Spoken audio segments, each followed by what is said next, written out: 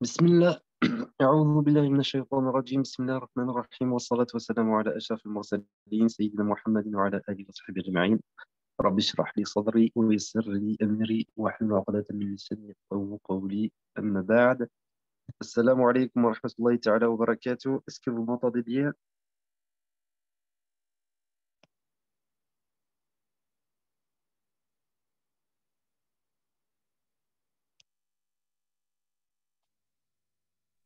Oui, on entend bien.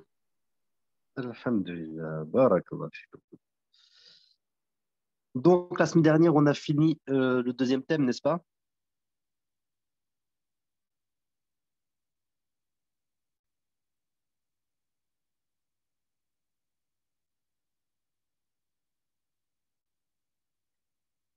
Oui, Alhamdulillah. On a attendu la réponse, elle est venue, machallah. Et donc, du coup, c'était quoi le troisième thème? Normalement, on m'entend du tac au tac.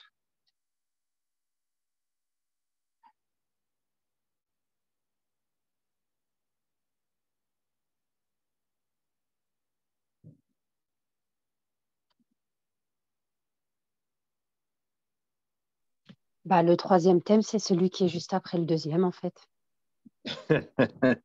Ça, c'est une bonne question, mais c'est pas laquelle la réponse attendue. Machallah. Le titre de ce troisième thème. Je pense que vous connaissez, vous aviez bien répondu la semaine dernière.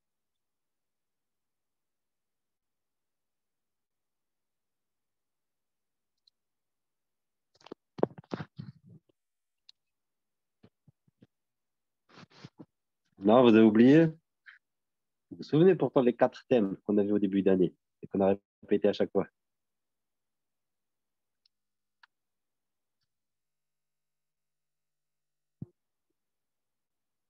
Oui, je sais, ne t'inquiète pas, j'ai compris, hein.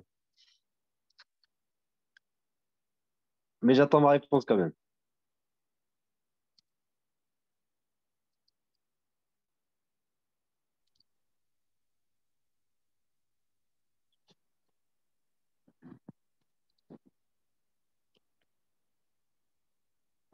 Alors, éthique et bon comportement. ça, c'est le 4e thème. La charia. Tout à fait. Barakallah fik, je sais pas qui a répondu. Salma, Oui. mashallah, c'est tout à fait ça. La sharia. Donc, qu'est-ce que la sharia?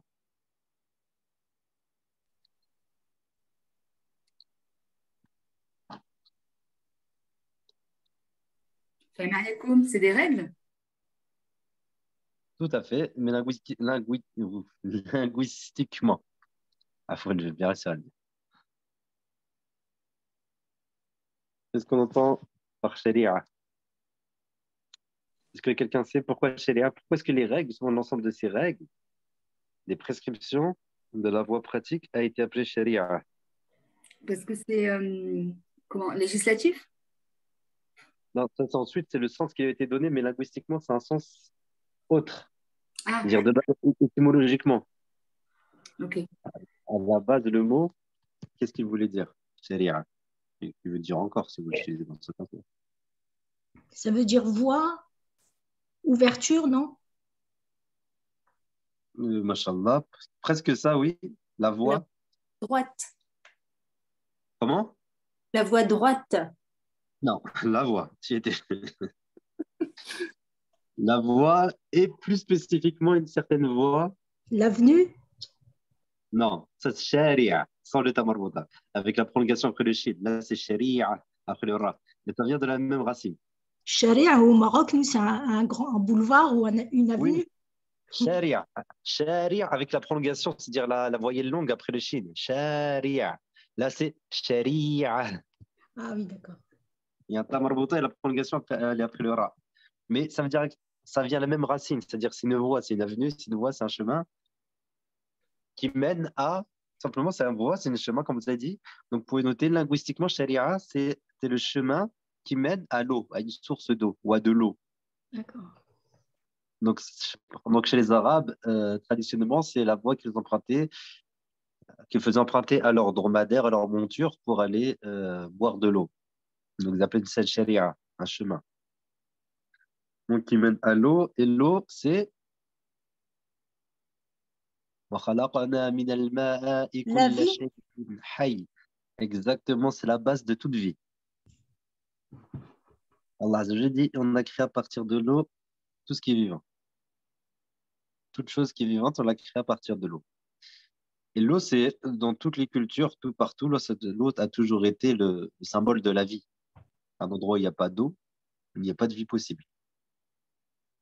Vous suivez?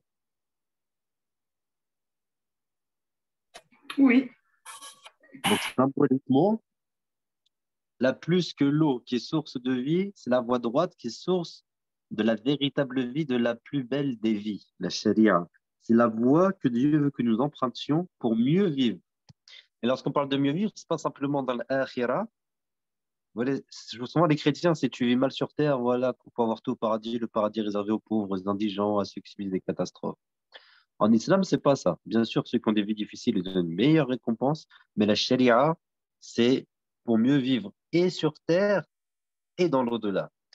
Et la doua qui résume tout cela, elle est dans le Baqarah, c'est Rabbana atina fi dunya hasanatan wa fil akhirati hasanatan wa qina azaban nar. Allah, donne-nous dans la dunya, dans la vie présente, une hasana. Donc dans la dunya, dans cette vie présente, une bonne vie, hasanatan, wa fil akhirati hasanatan, ainsi que dans l'au-delà, une bonne vie, wa qina azaban nar, et protège-nous du châtiment de l'enfer, châtiment du feu. Donc vous voyez, on a l'islam vous fait vivre bien dans les deux vies et pas simplement dans l'au-delà. Vous comprenez ça, c'est essentiel ça. Parce que certains musulmans parfois ont l'impression qu'ils font l'analogie comme les chrétiens. Donc à ne pas faire. Vous suivez? Oui, oui. Très bien. Donc dans cette partie, ce qu'on va voir succinctement, Inch'Allah, des différents cours, on va commencer par ce qu'on appelle les objectifs de la charia. Donc des principes et sagesse au-delà des actes, au-delà des prescriptions. Pourquoi ces prescriptions? C'est quoi les objectifs supérieurs qui sont recherchés à travers la charia, les différents types de degrés.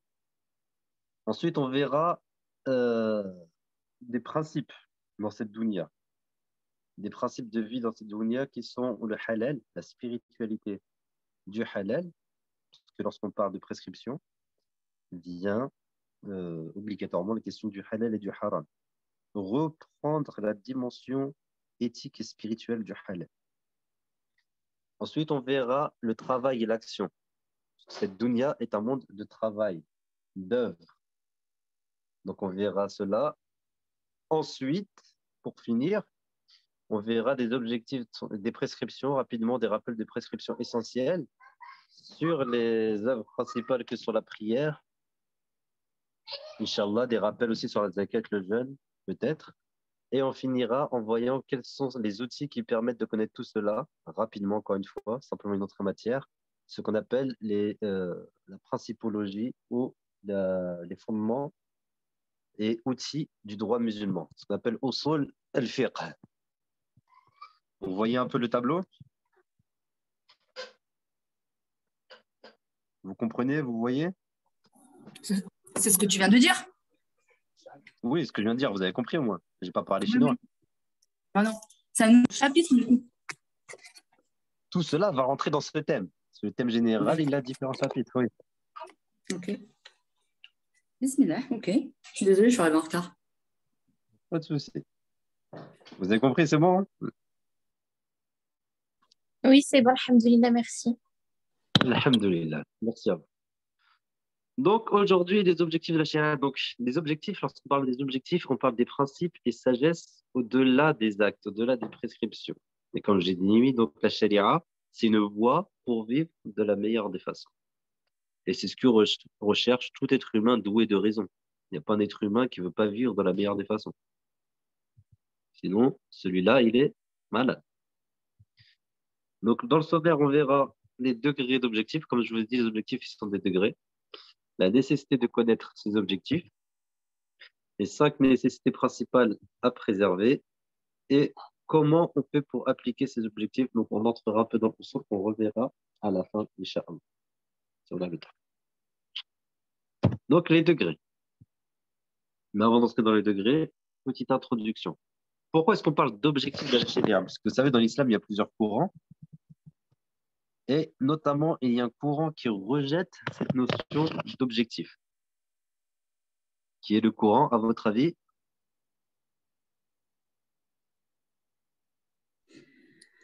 Est-ce que c'est les chiites? Non, je ne connais pas les chiites. Je parle dans le sunna, je parle des sunnites. Ok. Désolé. Donc, s'il y a des chiites ici, je suis désolé, je ne connais pas trop. C'est comment?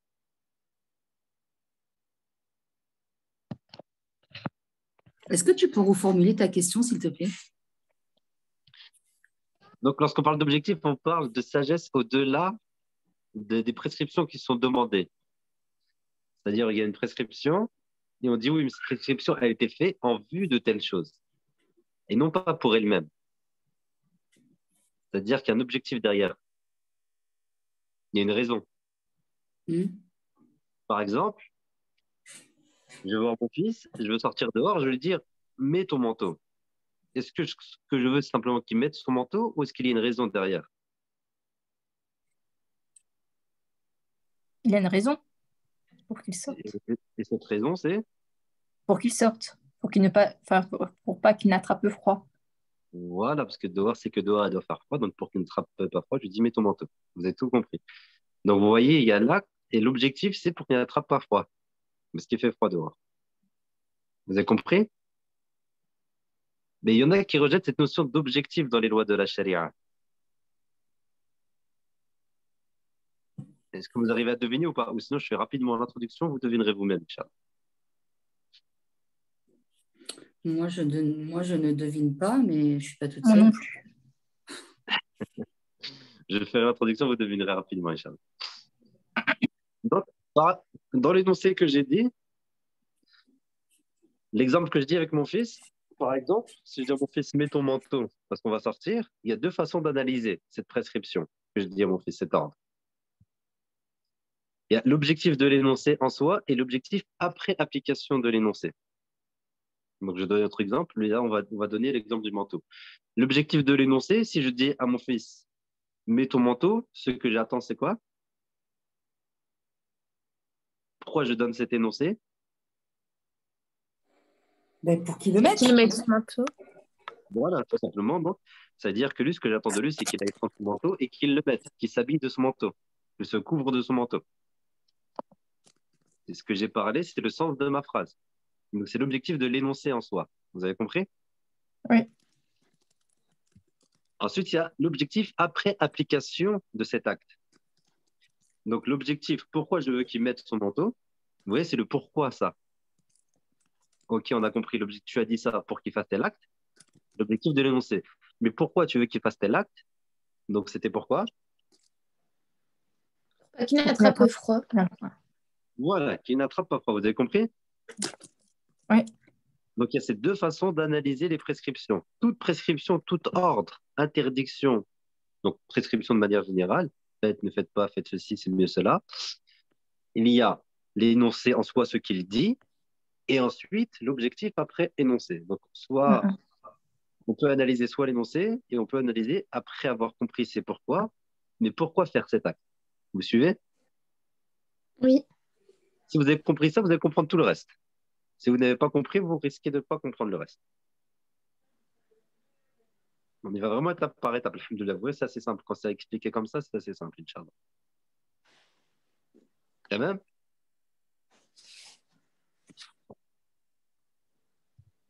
Oups. Donc, cette deuxième façon de voir, ce qu'on appelle de dire le fait de ne pas attraper froid, donc de voir l'objectif après avoir appliqué la prescription, c'est cette étude qu'on appelle l'étude des objectifs de la charia.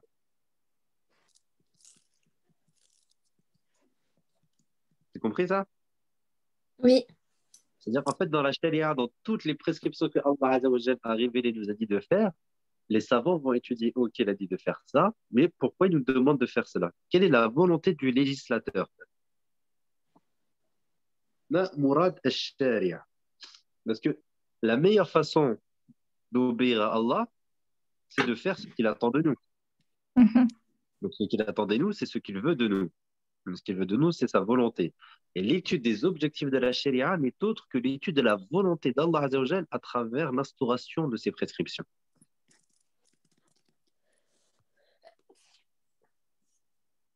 C'est clair? Oui.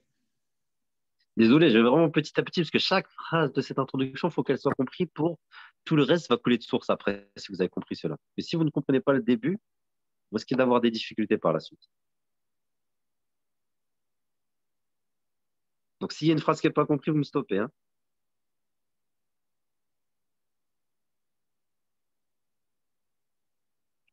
Et le fait d'aller chercher des objectifs autres que ce qui est textuellement dit, littéralement dit, Dieu et son prophète sallam, le font eux-mêmes. C'est de eux qu'on prend ça. Les savants ne l'ont pas inventé, en fait. Donc, lorsqu'Allah Azza wa Jal dit, et lorsque tu lis le Coran, cherche protection auprès de Dieu contre Satan, Shaitan, le lapidé, le maudit, car il n'a aucun pouvoir sur ceux qui ont cru et qui s'en remettent à leur Seigneur. Donc ici, l'objectif de l'énoncé, c'est quoi l'action attendue, la prescription attendue dans ces versets? C'est demander la protection avant la lecture du Coran. Voilà, cette protection, c'est quand on dit A'udhu billahi minash shaitanir rajim. tout à fait. Mhm. Et pourquoi maintenant on dit ça? Bah, Mais pour être protégé. la phrase qui suit après, il n'y a aucun pouvoir sur eux, sur ceux Exactement. qui s'en remettent à Donc, leur Seigneur. l'objectif, pourquoi est-ce qu'on dit ça? Comme ça, Shaitan n'a pas de pouvoir sur nous pendant la lecture du Coran, pour qu'on soit concentré et profiter de cette lecture. Vous comprenez? Oui. Oui. Donc, l'objectif de l'isti'adha, le fait de dire A'udhu billahi minash shaitanir rajim, c'est se protéger contre les actions de Shaitan. Vous voyez, Allah Azza wa Jal lui-même ici nous donne l'objectif de la prescription. Il nous donne la prescription et l'objectif de cette dernière.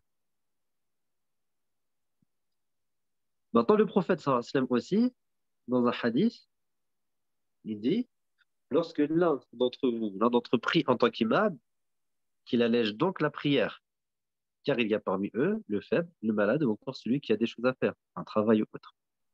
Ici, la prescription, c'est quoi? C'est d'alléger la prière, de la raccourcir. Voilà, quand un imam prie à la mosquée, il commence à la Fajr ou le Maghrib, il ne commence pas à faire tout le Baqara en entier. Il faut faire pas long, une prière, pas non plus trop court, mais assez court. Vous suivez? C'est l'objectif de l'énoncé. Mais pourquoi est-ce que le prophète sallallahu alayhi wa sallam demande de faire cela? Pour la prise en compte de toutes les personnes malades, faibles ou qui ont des choses à faire. Voilà, parce que les personnes malades et faibles ne peuvent pas tenir une prière longue. Ça va être dur pour elles. Et il y en a qui ont un travail. Par exemple, ils ont des rendez-vous, il y a des médecins ou il y a des éboueurs ou quoi que ce soit qui ont des horaires respectés de travail. Ici, ça vient d'un hadith en fait où il y a un compagnon du prophète, je ne sais plus, c'est Mu'adh ibn Jabal ou un autre grand compagnon qui faisait la prière dans une mosquée, dans les alentours de Médine. Et lorsqu'il a pris le vierge, justement, un jour, il a pris le vierge, je crois, avec Surat al-Baqarah, ou une sourate très longue. Et au milieu de la prière, il y a un bédouin, donc il y a un agriculteur qui était là, qui, en plein milieu de la prière, il s'est retiré de la prière, il a prié sur le côté, puisqu'il n'en pouvait plus, c'était trop long. Il a fait sa prière du Fajr tout seul, et il est parti pour aller arroser ses champs ou faire boire ses chameaux, je ne sais plus exactement, Yannick, pour s'occuper de son travail. Et ensuite, quand il a fini, il est venu se plaindre au prophète, sallallahu alayhi wa sallam. Et Mu'adh ibn Jabal, le compagnon qui faisait la prière aussi, il s'est plaint. Il me dit, Rasulallah, quelqu'un est sorti de la prière. C'est grave de sortir de la prière, alors que l'imam il continue. Et quand le prophète sallallahu alayhi wa sallam entend cet arabe qui lui dit, cette personne qui lui dit, son autre compagnon, qui lui dit, oui, mais moi j'avais, parce que Yannick, j'ai des choses à faire, je ne peux pas me permettre de passer trop de temps. Le prophète sallallahu alayhi wa sallam, il a dit, Anta fattan ya Mu'adh. Donc oui, je pense que c'est Mu'adh. Cette phrase. Fattan ya Mu'adh, 3 fois lui dit, est-ce que tu veux faire la fitna ya Mu'adh? Fattan, c'est quelqu'un qui fait la fitna, qui fait des problèmes. Et ensuite, il va dire cette phrase lorsque l'un d'entre vous prie en tant qu'imam, qu'il a donc la prière, parce qu'il y a ces gens-là, les faibles, les malades, yani. Et ensuite, dans un autre hadith qui complète cela, il est rapporté qui dit que celui qui prie tout seul, lui qui éteint sa prière comme il le souhaite. Quand tu es en groupe, tu penses aux gens qui sont derrière toi, et quand tu es tout seul, tu fais ce que tu veux. Prie le Coran en 2 rak'at si tu veux, en entier. Tu es tout seul, ce que tu supportes. Mais quand tu as du monde, il faut prendre en compte le groupe qui est avec toi. Donc là, vous voyez, Allah Azza wa Jalla et le prophète, sallallahu alayhi wa sallam, quand il donne des objectifs, des prescriptions, parfois il donne l'objectif qui va avec. N'est-ce pas? Oui. Oui. Très bien. Donc là, vous avez compris que les savants qui parlent des objectifs de la charia, ils s'appuient sur le Coran et la Sunna pour dire qu'il y a des objectifs dans les prescriptions. Mais il y a un groupe qui dit non, il ne faut pas aller chercher les objectifs. Qui est ce groupe? Ou quel type de lecture ils font, ceux qui relatent les objectifs? Une lecture littéraire? Rechange ton mot, tu t'es juste trompé dans le mot. La terminaison de ton mot. C'est pas littéraire, mais c'est Réaliste. littéral. Ah, Littéraliste. littéral, On va dire que c'est- Voilà, littéraire, c'est littéral. la lecture. Pas de souci. Mais voilà, c'est la lecture littérale. Donc les littéralistes qu'on appelle, ou ceux qui s'arrêtent à la lecture littérale, disent non, tu réfléchis pas sur la religion et tu appliques telle quelle. Tandis que les autres vont dire non, Dieu lui-même donne des objectifs, le prophète sallallahu alayhi wa sallam lui-même donne des objectifs. Donc c'est qu'il y a des objectifs, on doit réfléchir. Et plus on réfléchit, plus on comprendra la volonté de Dieu. Et ceux qui disent, d'ailleurs, pour répondre, parce que les premiers disent, le problème quand vous réfléchissez, c'est que la réflexion, elle est humaine. Donc, vu que c'est humaine, c'est soumis à l'erreur, et donc vous risquez de commettre des erreurs. Mais le second, qu'est-ce qu'ils disent? Que c'est pas non plus tout le monde qui vient dire ce qu'il veut dessus, c'est selon des règles, comme toutes les prescriptions de la charia. On est toujours obligé de faire travailler notre raison. Et en plus, s'arrêter aux apparences sans prendre en compte les objectifs, parfois risque de mener à l'inverse des objectifs qui sont recherchés et de déformer la religion. Et d'ailleurs, c'est obligé qu'il y ait des objectifs derrière les prescriptions. Parce que le fait qu'il y ait des objectifs est la marque de la sagesse, de hikmah. Parce qu'Allah Azza wa Jalla n'est pas du genre à demander quelque chose sans qu'il y ait aucune raison derrière. Parce que même chez les êtres humains, quelqu'un qui te demande de faire quelque chose sans aucune raison, comment vous le considérez?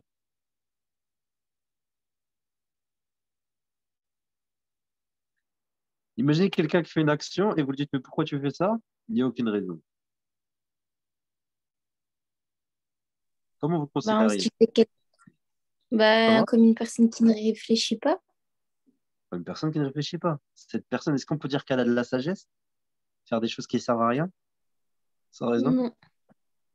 Par contre, si une personne met en place un plan, fait des actions avec une vue à court, moyen et long terme, dans un objectif, dans un cadre général, qui se complète et qui se lie et qui mène à des bonnes choses, là, cette personne, au contraire, on va dire qu'elle est, Sage. elle est pleine de sagesse, pleine de clairvoyance, qui voit loin. Walillahi al-mathalul a'la. On dit c'est la comparaison, mais elle ne vaut rien. Allah Azza wa Jalla, bien au-dessus de cette comparaison.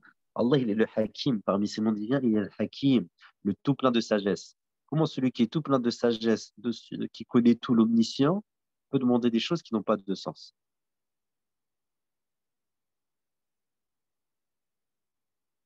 Vous suivez? C'est contradictoire.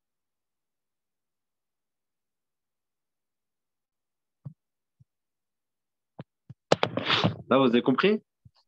Oui. Oui. Et donc, le fait de chercher cette sagesse, cette hikmah, c'est ce qu'on appelle les objectifs de l'étude des objectifs de la charia. Et donc, les savants qui se sont adonnés à cette étude ont défini les objectifs en plusieurs degrés. Il y a les objectifs partiels. Donc, ensuite, on a l'objectif spécifique et les objectifs généraux. Vous suivez?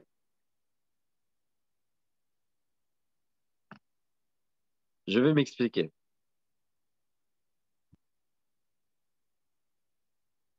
Je dis à mon fils, je reprends l'exemple. L'objectif partiel, quand je dis à mon fils, mets ton manteau. L'objectif partiel, c'est l'objectif que vous trouvez directement après l'action, qui était D'aller chercher le manteau. On va sortir. Oui, on va sortir. non, Mais pas qui attraper était froid. Ne pas attraper froid. Barakallah. Ne pas attraper froid. Ça, c'est l'objectif partiel. C'est l'objectif lié directement à la prescription. Vous voyez? La prescription, mets ton manteau. L'objectif partiel derrière, c'est pour qu'il n'attrape pas froid. Cet objectif rentre dans une catégorie qui est ne pas attraper froid. Pourquoi? C'est mental, ce cours. Oui, c'est très intellectuel. Pour ne pas tomber malade. Pour ne pas tomber malade et donc pour préserver Santé. sa santé. Donc là, l'objectif spécifique, c'est lié à un domaine, en fait. C'est pour préserver sa santé. Et pourquoi préserver sa santé? L'objectif général, c'est pour préserver Bah, sa vie. sa vie, tout simplement. Des fois, c'est logique, hein, vous verrez, des fois, c'est tout à fait logique. Donc, vous voyez les différents degrés d'objectifs?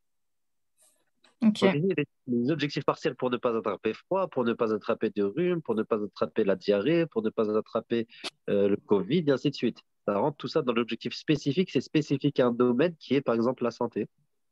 Et ça, parce que prendre soin de la santé, c'est pour protéger la vie. Vous voyez de quoi on parle lorsqu'on parle de degré d'objectif? Oui. À court, moyen, long terme. Mais c'est pas en terme ici, mais à court, moyen et longue vue, long domaine.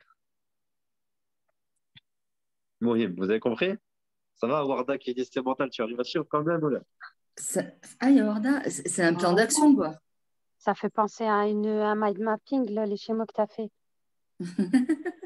Peut-être. Il y en a qui le font mind mapping, tout à fait, mais moi, j'en ai jamais fait, hein. On dirait une carte Et- mentale, vraiment. Ah, c'est ça que je disais. Bah, c'est un peu une carte mentale, tout à fait. Là, là, c'est exactement pour s'imaginer les objectifs pour mieux les comprendre, les percevoir. Mm. Fatiha, tu as dit quelque chose, désolé? Non, je crois pas. Ah, je pensais t'avoir entendu, puisque je parlais en même temps ou elle parlait en même temps. Donc, Ouais, pardon, je sais plus. pas de souci. Donc maintenant, on va définir. Là, maintenant que vous avez compris le principe, on va définir ensemble, Inch'Allah. Donc les objectifs généraux, c'est, parce que là, on parle de la charia, on revient de la charia, c'est les objectifs à atteindre par l'application complète de la charia. Au final, c'est les objectifs généraux, c'est pourquoi il y a la charia, toute la charia. Et ça, parmi ces objectifs généraux, vous pouvez les noter. Il y a les 5 nécessités auxquelles on reviendra. Supprimer la gêne, mettre en pratique la justice et l'équité entre les gens et libérer l'humain de l'emprise de ses passions. Ça, pourquoi la charia, elle est là? C'est pour tout cela. C'est-à-dire que ces objectifs-là, pour les appliquer, pour les avoir totalement, et non pas que partiellement, il faut appliquer toute la charia dans son ensemble. Si on applique la charia dans son ensemble, on arrivera à les concrétiser totalement. Et tous les objectifs de la charia, in fine, tendent vers cela. Et ça, on verra, il y a une phrase qui les résume. Tous celles-ci sont résumées en un objectif final qui est, on appelle en arabe ça, Jalbul masalih wa dar'ul mafasid. Vous pouvez la noter, j'aurais dû la mettre, parce que celle-ci, elle découle du premier. Jalbul masalih wa dar'ul mafasid, je vais l'écrire en arabe, je vous la donne en français. De toute façon, je crois qu'elle est plus tard dans le cours de mémoire. J'ai dû vous l'écrire.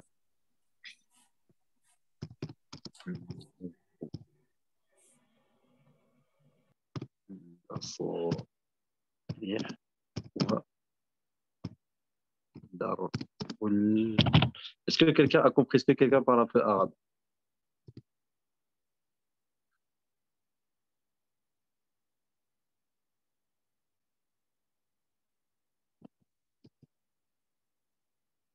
Je vous l'ai mis sur le chat, la conversation.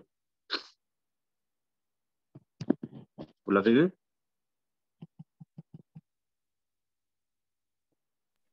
Moi, je ne sais pas lire sans les harakat.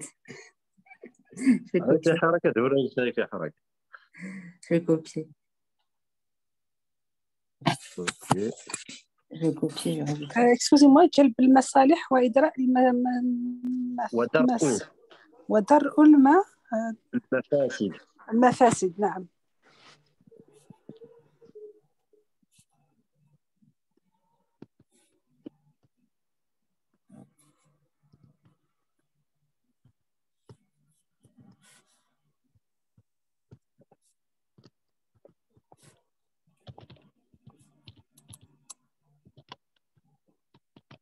مثلا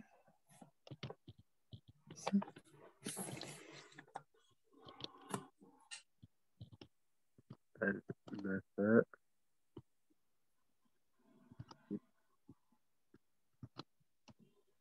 Donc là où j'ai pas mis de harakat, c'est que c'est des soukoun, hein, que j'ai pas réussi à le retrouver. d'accord فيك وفيكي. Ouais, donc jalb al-masalih wa dar' al-mafasid. Jalb, c'est-à-dire attirer. Jalb, c'est qui attire, qui amène, qui appelle. Donc ça veut dire littéralement, vous comprendrez le sens, attirer les, ce qui est bénéfique. C'est un pluriel, mais c'est pas grave, hein. Je fais pas du mot à mot.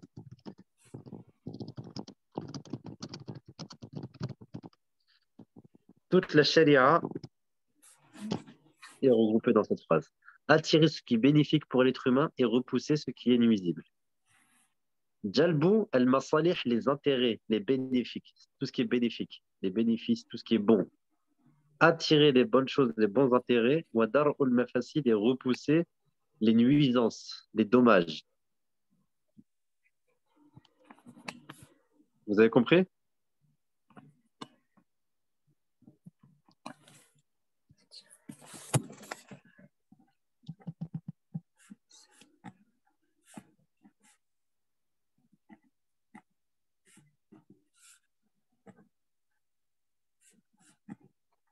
C'est bon? Vous avez noté la phrase? c'est bon C'est bon, Fatiha. Et les autres? Oui. Encore un oui, et j'avance. C'est bon. Alhamdulillah. Donc, voilà, donc ça, c'est l'objectif général. Maintenant, on a les objectifs spécifiques qui est ceux, comme je l'ai dit, qui sont liés à un domaine spécifique. Donc, tout à l'heure, par exemple, le domaine qu'on a donné tout à l'heure avec l'exemple du manteau, pour l'enfant, c'était quoi? La santé? Exactement, par exemple. Donc là, domaine spécifique, par exemple, les domaines spécifiques qu'on a dans la Sharia, on a quoi? Oups. La justice? Et La justice, par exemple, la magistrature. On a quoi d'autre comme domaine?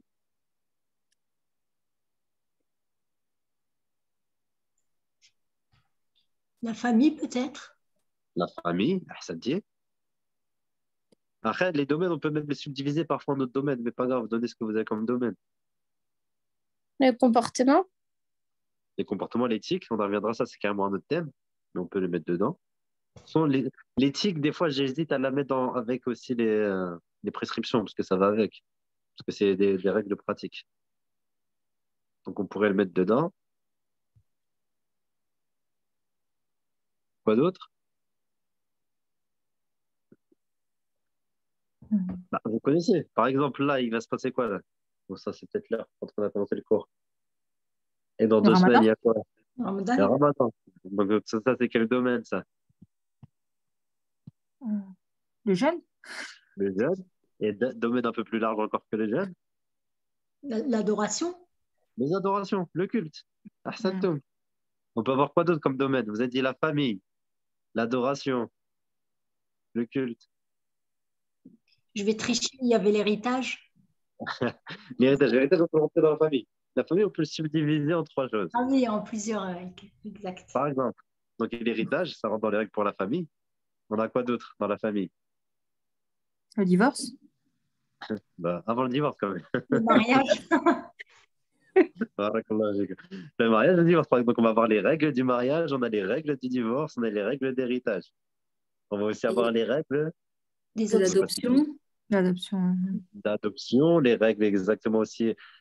S'il y a un divorce et qu'il y a des enfants de garde, d'afaqat, ce qu'on appelle des pensions et ainsi de suite. Donc ça, c'est le domaine où on peut appeler ça de la famille, quoi. Les divorces et ses répercussions. On peut aussi avoir quoi d'autre comme domaine? Dans quoi vous avez des règles? dans la mort Dans la Ouais. mort, par exemple. On pourrait le rejoindre au cultuel, mais on peut appeler ça exactement le janaïs. Ouais, Donc j'ai- du décès jusqu'à l'enterrement. On peut avoir quoi comme domaine? La morale? Parce qu'il y a L'éthique, la morale, c'est halal. étudié. Ah, d'accord. L'éducation, j'ai entendu. Et tout à fait, oui, par exemple. On peut avoir. Il y a un domaine important que vous n'avez pas dit que j'attends depuis tout à l'heure, qui fait des débats que tout le monde parle, alors que très peu ont lu la fatwa en entier. Le prêt?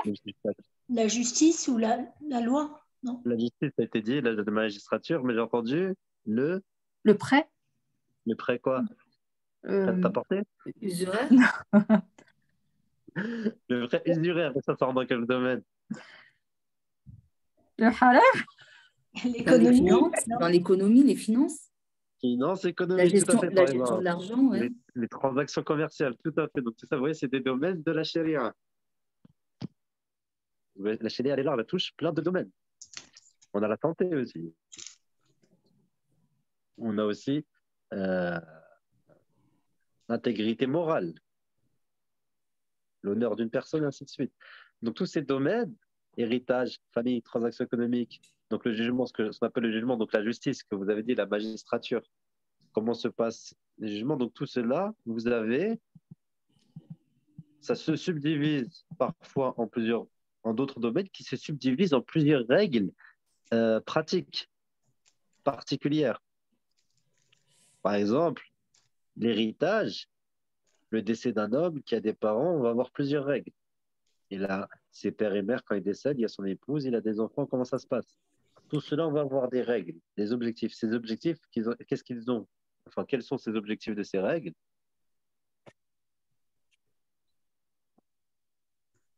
C'est de D'être appliqué, de justement, non? distribuer les biens du défunt, de garder un lien intergénérationnel. Premièrement, c'est pour ça que ça touche la famille. C'est aussi de distribuer ces biens pour ceux qui sont les plus proches et de donner à ceux qui ont le plus de devoirs pécuniers financiers un peu plus pour qu'ils puissent mieux supporter leurs charges. Vous suivez? Oui. On va avoir la famille. Donc, le mariage, par exemple, vous avez quoi comme règle du mariage? Règle du mariage. La place de chaque. Non, plutôt le rôle de chaque. Comment on dit? De l'époux, de l'épouse au sein de la famille, au sein de la maison plutôt. On va voir ça exactement. On va voir quoi aussi comme La place règle? de l'éducation des enfants. On va voir ça. On va voir aussi pour le mariage. Comment se passe un contrat de mariage, par exemple? Il faut quoi? Une Des dot. témoins? Des témoins? Les Ah oui, bah témoins, oui, les témoins. la dot, Ça date. exactement, l'acceptation, le fait de proposer d'accepter, le contrat, ainsi de suite. Tout cela, c'est-à-dire que toutes ces règles, la famille, elles ont comme objectif la préservation de la famille, donc la préservation de la famille à travers donc, des liens forts, une bonne éducation, un socle vertueux.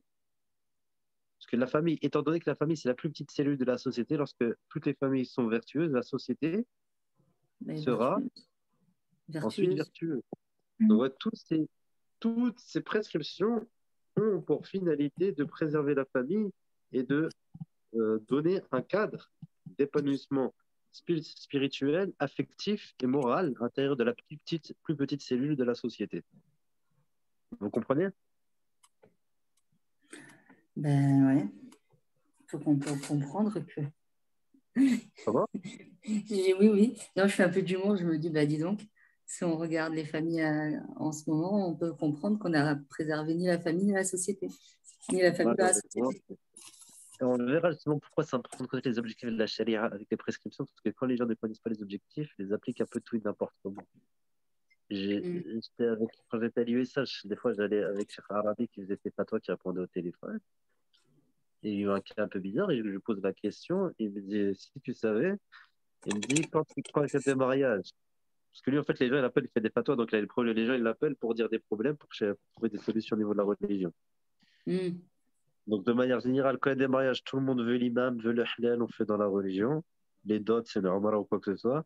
Mais dès qu'elle divorce, les gens, ça ment, ça insulte, ça menace, ça fait des faux zbour, l'un des plus gros péchés, des faux témoignages devant la justice pour accabler l'autre. Il dit, il n'y a plus de religion dans le couple. Le mariage, tout est beau, tout le monde est beau, tout le monde est gentil, c'est halal, mais dès qu'elle divorce, alors que le divorce, il y a beaucoup de règles aussi dans le divorce. Mais les gens, ils ne les veulent plus. Il dit, quand il y a des décès, il dit, le mec, il prie pas. Le frère, il prie pas la sœur. Ce sont des frères et sœurs. elle est le prix, mutahajiba, fait tout, elle est dans l'éthique. Mais quand il y a le divorce, le frère, il veut appliquer les règles. Quand il y a leur père ou leur mère, il y a un héritage qui meurt, le frère, lui, va tout près appliquer les règles de la charia parce qu'il a 2 fois plus que sa sœur, et la sœur, d'un coup, ne veut plus les appliquer parce qu'elle est perdante. Et ainsi de suite. Ouais. Et pour vous dire que les gens, quand ils n'ont pas en vue les objectifs, quand ils ne font pas totalement confiance en Allah Azza wa Jalla dans la prescription pour suivre ces objectifs, malheureusement, ce qui arrive aujourd'hui, c'est ce que tu as dit. C'est qu'on se retrouve avec des prescriptions, une religion déformée. Le mari Ouais. te parle des droits et devoirs de la femme, et donc dans ses droits, il est content de dire oui, elle doit m'obéir, mais lui, il est où lui dans ses devoirs Mm. aussi, donc l'obligation pécuniaire d'aller travailler, de protéger sa famille, de leur amener tout le bien-être moral et spirituel, l'éducation spirituelle des enfants. Où malheureusement, les gens croient qu'aujourd'hui, éduquer spirituellement les enfants, c'est le poser le samedi matin de 8h à 11h à la mosquée. Il a cru qu'il a fait son travail religieux. Donc oui, malheureusement, il y a une réalité. Mais nous, on parle des textes, Fatiha. Sinon, tu me fais sortir de la réalité, on va beaucoup parler. Bon, désolé, mais disons Moi, que je vous apprends ce que disent Dieu et son prophète, sallallahu alayhi wa sallam. Ensuite, vous voyez ce que font les gens, c'est autre chose. Enfin, on essaye de dire, ouais, Charles. Donc ça va, c'est compris tout ça?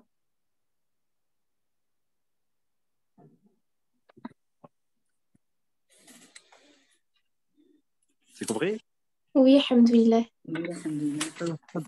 Donc on avance, de toute façon, vous avez tout fait avec l'exemple. Et maintenant, les objectifs partiels, c'est l'objectif lié à une prescription directement. Comme ici, ne pas avoir froid tout à l'heure avec le manteau. Donc, par exemple, si on dit qu'on regroupe les prières en voyage, c'est quoi l'objectif? De faire la prière dans son temps. De pouvoir faire la prière en son temps. Et aussi, donc, l'objectif? D'adorer Dieu. Pourquoi on réduit la prière? L'objectif de l'ONC, c'est de réduire les prières. Mais pourquoi on regroupe et réduit les prières en voyage? Pour Faciliter faciliter. le voyage. Voilà. Barakallah fikoum.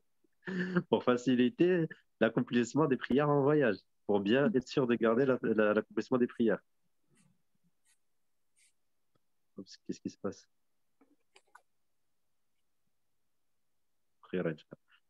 Le témoignage lors des transactions financières. Pourquoi? C'est que Allah Azza wa Jalla nous dit que quand on fait des transactions financières, normalement, on doit témoigner. Pourquoi? Avoir des preuves. Pour un témoin, ouais. Oui, exactement, avoir des preuves au cas où celui qui doit un bien ou de l'argent à l'autre ne puisse pas s'enfuir et le voler. Donc les témoins seront là pour dire non, il lui doit, il était là, et il ne lui a pas encore donné, donc il doit la somme, pour que personne ne puisse être lésé. Vous suivez? Oui. Parce que sinon, celui qui a une dette pour dire oui, mais je t'ai déjà remboursé. Il faut des témoins. Comme il y a eu des témoins au moment de l'emprunt, il faut des témoins au moment du remboursement. Ça permet justement que tout se passe bien. La dot dans le mariage. Pourquoi? Ça, malheureusement, je sais que des fois, des savants sont partis loin et des gens qui lisent ça comprennent mal l'objectif de la dot dans le mariage. Alhamdoulilah, vous êtes que des sœurs, vous n'allez pas me dire une bêtise qu'on a déjà entendue, j'espère. Je vais me taire alors. Non, je ne pense pas que vous allez dire la bêtise que j'ai entendue. Si vous le dites, non, c'est un manque de respect envers la femme quand même, ce que j'entends, vous n'allez pas le dire vous-même. Non, non. Vous respectez, j'espère. Ah bah oui, quand même. On respecte tout le monde d'ailleurs. Inch'Allah, alhamdoulilah. On essaie. La dot, l'objectif de la dot pendant le mariage, je ne sais pas. Est-ce que c'est pour que la femme elle ait une sécurité financière? Normalement, c'est le mari qui lui donne. Donc, c'est pas ça, en fait. Ah. Parce que la dot, elle n'a pas de montant défini. Si c'était une sécurité financière, ça voudrait dire que la dot, elle soit calculée pour qu'en fonction d'un certain temps, elle puisse avoir de l'argent chaque jour pour manger, ou ainsi de suite. Mais la dot, Ok. ça peut être 1 euro, quoi. Ça peut être quoi? 1 euro. Si la femme demande 1 euro, la dot, c'est 1 euro. Si c'est 20 centimes, c'est 20 centimes. Enfin, chez certains savants, chez les malikites de base, ça doit être une certaine somme. Mais chez la majorité, il n'y a pas de minimum. Parce que le prophète, il a dit un compagnon cher, ne serait-ce qu'une bague en fer. Ils ne vaut rien du tout, quoi. Ah, c'est en fonction des Est-ce moyens des personnes. Oui, mais c'est quoi l'objectif? On n'a pas parlé du montant. Est-ce que c'est vraiment, je ne sais pas, hein, mais est-ce que c'est pour justement euh, non, en fait, je ne sais pas. Bah, essaye. Peut-être que quand toi tu vas En dire fait, que tu vas non. te mettre une série de bêtises, entre guillemets, il n'y a pas de bêtises pour moi, ça va faire réfléchir quelqu'un d'autre, ça va faire penser à quelqu'un d'autre d'entre vous, et en mettant ensemble, vous allez peut-être réussir à arriver, Inch'Allah. En fait, la dot, je me demande si ça n'a pas pour but de permettre aux époux là, de négocier quelque chose ensemble. Mais en fait, c'est pas réellement ça que je veux dire, mais c'est comme si Ouais, c'était ça, un apprentissage d'une première négociation commune. il pourrait y avoir ça, mais c'est pas l'objectif. Peut-être que ça pourrait l'être, Tu as compris mais ce que je viens de dire? oui, en fait, j'ai très bien compris, c'est une très Ah, bonne bah, chose que tu viens de ok. dire, d'ailleurs. Non, mais j'ai compris, en fait, c'est-à-dire que les couples apprennent à se mettre d'accord sur un Oui, sujet qui pourrait être de désaccord, ils apprennent directement comment faire pour négocier, pour que dans la vie de tous les jours, ensuite, une fois mariés, ce soit une première base. voilà. C'est très bien, ce serait très beau, mais c'est que généralement, un mari, il est prêt à tout donner au moment où il voit sa femme, et ça y est, il la veut. Et une fois marié, c'est autre chose. Mais oui. Mais c'est très bien, machallah, on pourrait dire ça. Parce qu'en fait, on parle d'objectifs, mais après, il y a aussi d'autres sagesses. Parfois, il n'y a pas forcément un seul objectif. Mais on parle de l'objectif principal. Ça vient valider le mariage, non? Non, ça, c'est une condition. Ça, c'est au point de vue juridique, c'est pour confirmer. Mais par exemple, quand je dis, des fois, il peut y avoir plusieurs objectifs pour venir sur ce qu'a dit Fatiha, qu'on pourrait le redire, et je pense que je vais le redire une fois dans un mariage. Ça pourrait être bien pour motiver les couples. Ouais, barakallahu fik, Fatiha. Ou Je un te fig vois le dire, mais je ne baraka. dirais pas que ça vient de toi, je dirais que ça vient de moi, Inch'Allah. Pour faire genre. Inch'Allah. C'est pas grave. C'est bien, c'est même mieux. Non, je rigole. Faut toujours redonner à ses ayants droit. J'ai le droit. Par exemple, des fois, il peut y avoir plusieurs objectifs. Si je reprends l'exemple où je dis à mon enfant, à mon fils, quand on sort, mets ton manteau. Donc, la première chose, c'est pour le protéger du froid, mais aussi, je peux me dire comme ça, il a aussi des poches et pourra mettre son goûter dans ses poches, par exemple. On peut avoir des objectifs subsidiaires, Mm. complémentaires. Mais l'objectif principal reste toujours de se protéger du froid. Donc, ici, la dot, l'objectif principal, wallahu alam, c'est en fait que l'homme fasse un premier effort pour son épouse, pour qu'il puisse lui donner du respect et de la valeur. Et c'est effort parce que généralement, à quoi l'être humain est le plus attaché, c'est son argent. Alors, vous voyez, quand la personne risque d'avoir une maladie ou risque perdre une somme d'argent, ce qui le met dans un état le plus triste, parfois, c'est qu'il se dit, oh, j'ai perdu une grosse somme d'argent. Et ainsi de suite. Ça, je vous invite à lire Sénèque. C'est lui qui dit ça. Et c'est vrai. Des fois, ce qui touche le plus les gens, c'est le risque de perte d'argent. Et généralement, c'est ce à quoi ils sont attachés. Donc, lorsque l'homme va faire un effort dans son argent pour donner à sa femme, c'est pour donner de la valeur à cette dernière qui puisse faire des efforts et attiser en lui un sentiment de respect et d'amour et d'attachement à cette dernière. Chose essentielle dans le mariage. Vous suivez? Mm. Oui. Mais après, s'il donne 1 euro, du coup, c'est... Après, c'est les sœurs qui demandent 1 euro, c'est à vous de demander, hein. Ok. Ok, ça marche. C'est pour ça, en fait, des fois, quand les gens ils perdent, des fois, subhanallah, et en plus, c'est une question d'apparence, parfois, faut faire attention à la mode, les sœurs, celles qui ne sont pas encore mariées, ou même celles qui sont mariées, si un jour il y a un bon mariage. Enfin, j'espère pas pour vous que ça se passe bien dans vos mariages. Donc, celles qui ne sont pas encore mariées, il faut vraiment demander dans la dot, faut pas avoir honte de demander T'es pour sûr? vraiment que le mari fasse preuve. Ensuite, vous pouvez, ou lui, une fois vous demandez, je sais pas, moi, vous demandez 2, 3, 4 000 euros, ça dépend des moyens du mari, bien sûr. Allez pas demander à 2 000 euros à quelqu'un qui n'a pas de travail, qui galère, Ben qui est ouais, étudiant et tout. Mais quelqu'un qui a de l'argent, vous demandez, mais en sorte que ce soit un véritable effort. Et vous pouvez garder dans votre tête, bah, s'il me donne par exemple 2 000 euros, je sais que c'est dur pour lui, il faut qu'il travaille 3 mois pour les mettre de côté ou 4 mois. Bah, moi, avec 1 000 euros, je lui referai des cadeaux, par exemple. Mais au moins qu'il fasse l'effort, qu'il me montre qu'il est prêt à aller chercher 2 000 euros pour le mariage. Mm. Yanni, il ne faut pas avoir honte de demander, parce que celle qui demande non, 1 euro, oui, tu m'apprends la Fatiha alors qu'elle connaît déjà, ou tu m'apprendras l'arabe. On sait qu'à la maison, jamais il va lui enseigner l'arabe. Donc, Ouais, puis j'ai envie de dire, il y a des profs pour. voilà, il y a des choses pour. Donc, il y a des modes qui viennent où une omra, c'est bien, c'est spirituel et ça coûte assez cher. Donc, Parce que quand il envoie sa femme, il faut qu'il paye pour lui aussi. Du coup, là, c'est facile, 3 200 euros. Même si c'est mieux toujours une somme pécuniaire. Modeste. Donc voilà, vous avez compris. Donc ça, c'était juste entre guillemets pour la dot.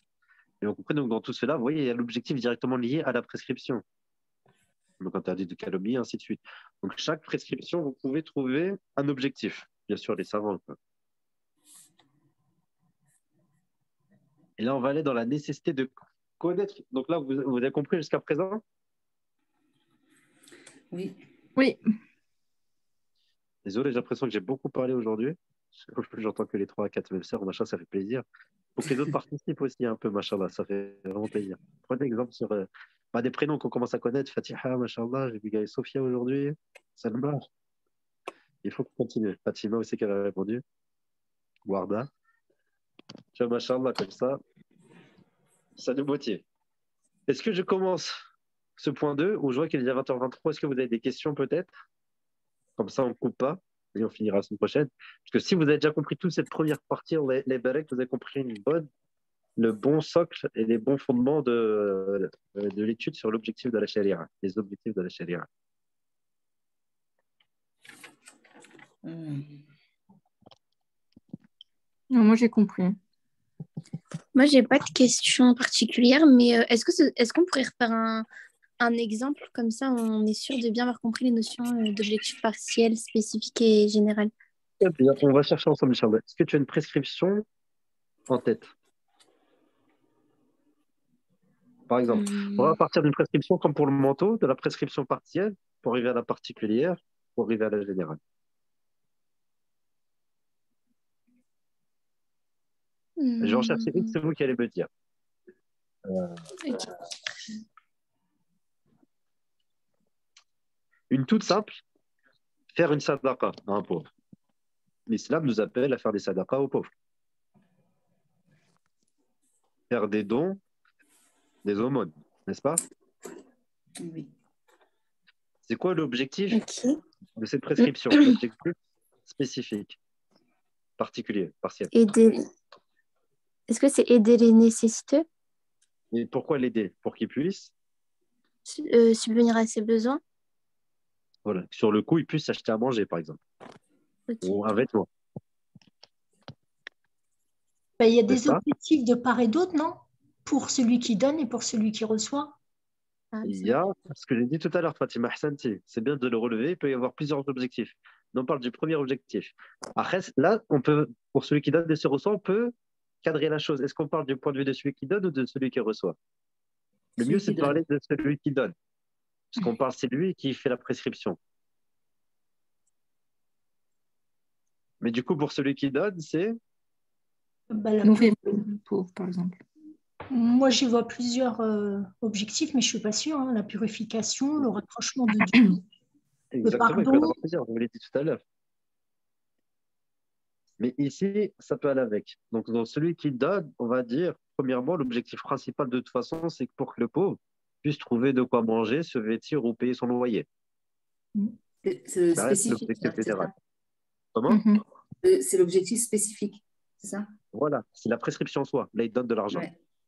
Ok. L'objectif intermédiaire, donc lié au domaine, ici, c'est le domaine de la préservation de sa santé. Ouais. Si c'est vraiment Ok, pour ouais. acheter, ça dépend du point de vue du pauvre. Ici, on va dire que c'est quelqu'un qui a vraiment pas de quoi manger. Oui.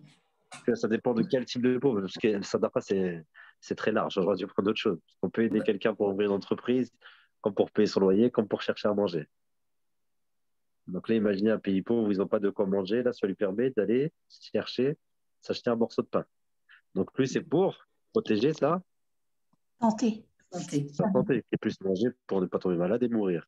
Et l'objectif général, donc, c'est pour protéger Sa vie. sa vie. Donc, est-ce que là, c'est plus clair? Ou participer à la réduction de la pauvreté, finalement. Après, il peut y avoir d'autres objectifs, comme j'ai dit, Ah, Fatiha. ok, oui, pardon. On peut avoir plusieurs objectifs. Mais le principal, là, on parlait de celui qui n'a pas de quoi manger. C'est pour ça que j'ai dit il y a différents types de sadaqat. Là, on parlait de celui qui n'a pas de quoi manger. Ensuite, il y a celui pour ouvrir une boîte. Et on peut faire une sadaqa pour aider quelqu'un à lancer un business. Et là, l'objectif, ce sera celui que tu as dit, Fatiha, ce sera, in fine, de réduire la pauvreté. Si tu aides quelqu'un dans un business, vous faites une sadaqa à quelqu'un, le mieux, c'est un prêt dans le cadre d'une activité commerciale. Comme ça, quand la personne elle est riche, elle puisse rembourser et elle n'a pas de dette, il y a elle n'a pas de... Et c'est mieux pour son honneur. Le prêt, dans ces cas-là, est meilleur que la sadaqa. Vous suivez? Même les savants musulmans disent ça. Oui. Parce que dans le prêt, il y a une préservation de l'honneur, quoi, de la karama, de la dignité humaine. Le prêt chez quelqu'un, c'est ça? Bah, J'ai pas par suivi, exemple, là, j'ai quelqu'un veut raté un ouvrir truc. une boîte, Ouais. quelqu'un a besoin de fonds pour ouvrir une société. Je sais pas, Oui. bon, on va dire un patron bâtiment. Il faut déjà qu'il paye le comptable de base, qui va l'ouvrir ses statuts et tout. Il faut qu'il s'achète un camion, qu'il s'achète ses outils de peinture, ça coûte super cher, et ainsi de suite. Oui. Ensuite, peut-être qu'il paye quelqu'un pour faire de la com. On va estimer, allez, il lui faut une enveloppe de 20 000 euros pour ouvrir sa boîte. Oui. Bah, quelqu'un, 5 ou à plusieurs personnes peuvent lui prêter, parce que lui, il a déjà la moitié, 10 000 euros. Et lui, il Ok. s'engage à ce que dans 3 ans, il rembourse les 10 000 euros. Et ça, c'est mieux que l'aumône, tu as dit, c'est ça? C'est mieux que faire une aumône, tout à fait. Parce que là, il y a la Ok. dignité de la personne qui entre aussi en jeu. Donc, vous voyez, parfois, il peut y avoir plusieurs objectifs. Et tout ça, à chaque fois, c'est pour amener le bien à la personne et à la société in fine. Vous suivez? Oui. C'est pas si évident que ça, finalement, la catégorie là, Ah non, mais de la prescription, le spécifique et le général. ce travail qu'on fait, là, ce que je vous dis, c'est que je vous fais sur des choses simples, mais quand c'est compliqué, c'est les savants qui le font. Parce qu'il faut avoir une bonne étude de toutes les prescriptions de la charia, une habitude, il faut connaître le Coran, comprendre les objectifs généraux et ainsi de suite. Ça, Ouais. c'est un travail de longue haleine, quoi. C'est pas donné à tout le monde, bien sûr. Ouais. L'un des problèmes aujourd'hui qu'on a, pourquoi il y en a certains aussi aujourd'hui qui rejettent les objectifs? Parce qu'il y en a qui utilisent cette porte des objectifs pour dire tout et n'importe quoi sur la religion pour la déformer. Donc, c'est toujours le juste milieu entre les littéralistes, extrêmes littéralistes d'un côté, ou ceux qui sont purement objectifs en oubliant la loi de la règle. Il faut les deux, justement. Et est-ce que tu peux, parce que du coup, la lecture littéraire, tout à l'heure, tu as parlé de la sœur, elle a dit la lecture littéraire, et toi, tu as repris, tu as dit non, c'est la lecture littérale. C'est quoi la différence finalement, la lecture littérale? C'est quoi? C'est la définition mot par mot, c'est ça? Non, littéraire, quand on dit littéraire, c'est quelque chose de la lecture, qui est du nombre de la lecture. Oui, c'est pas le bon terme. Ouais. D'accord. Un café littéraire, par exemple. Non, mais laisse Un tomber, café des fois, je vais littéraire. chercher des tortures de définition. Ok, mais parce que j'ai dit, ah, mais pourquoi il dit ça? Je pensais que c'était spécifique à la langue arabe, pardon. Non, c'est pas Non, c'est français. pas très bon français, en fait. Désolée, j'avais D'accord. pas j'ai pas compris non plus. Donc, ok. Ah, c'est bon. Du coup, il y a une autre question, parce que je vois qu'il est déjà 20h30, il y a peut-être l'Oustada qui est déjà rentré du cours d'après. Oussada, elle a la Homra, Inch'Allah. Je crois qu'elle est rentrée, non? Parce que quelqu'un s'est connecté sur le compte de Lumière sur Lumière. Ah bon? Je croyais qu'on avait plus cours avec elle jusqu'à après le ramadan. Ah bah peut-être, alors je sais pas. Moi, j'ai rien dit. Hein.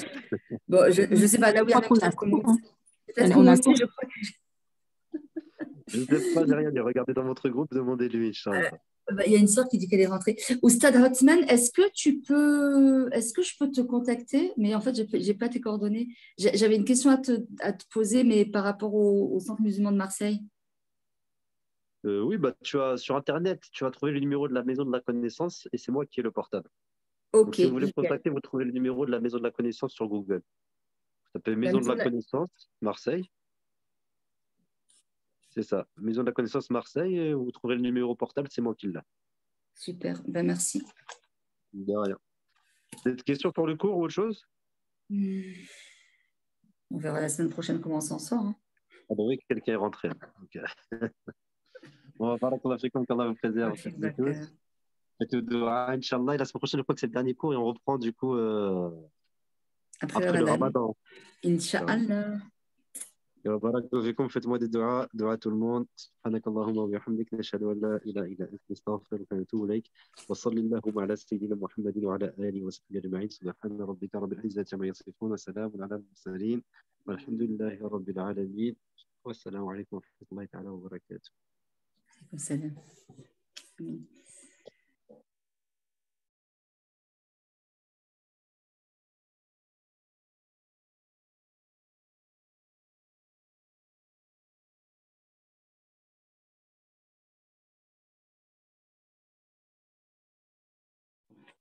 Et du coup, on doit quitter la salle pour revenir ou comment ça se passe?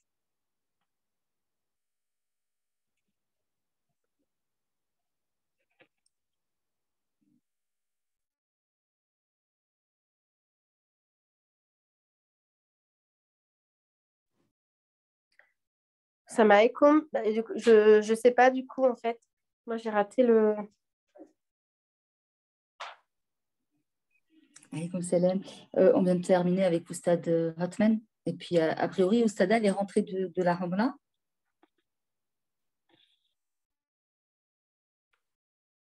Je ne sais pas. Du coup, c'est à 20h30 le cours, c'est ça? Oui, c'est ça. Bon, on va attendre. Ouais, allez. Au moins que... Et le PowerPoint, enfin, je sais qu'il y avait une sœur qui l'avait demandé. Il l'envoie au Hotman, le PowerPoint? On ne lui a pas demandé, mais en tout cas, il n'est pas arrivé sur le groupe cette semaine, ce PowerPoint-là. On ne lui a pas redemandé ce soir, on n'a pas pensé, tu vois. Là, c'était autre chose. Il continuait la purification de l'âme? Non, c'est un nouveau chapitre sur c'est dommage. les principes et sagesse au-delà des actes. En gros, c'est sur la charia. Ok, d'accord. J'ai raté. Vous avez commencé à 19h30? Oui, oui. Ouais, j'étais pas... Enfin... Ouais, j'espère qu'il mettra la vidéo. Oui, il y a le replay. On peut ouais, Inch'Allah. On peut demander. Je ne sais pas si faut... Je ne sais pas, parce que d'habitude, on quitte une salle pour revenir dans la salle. Je vais quitter, on va quitter. Enfin, moi, je vais quitter. Je vais faire pareil.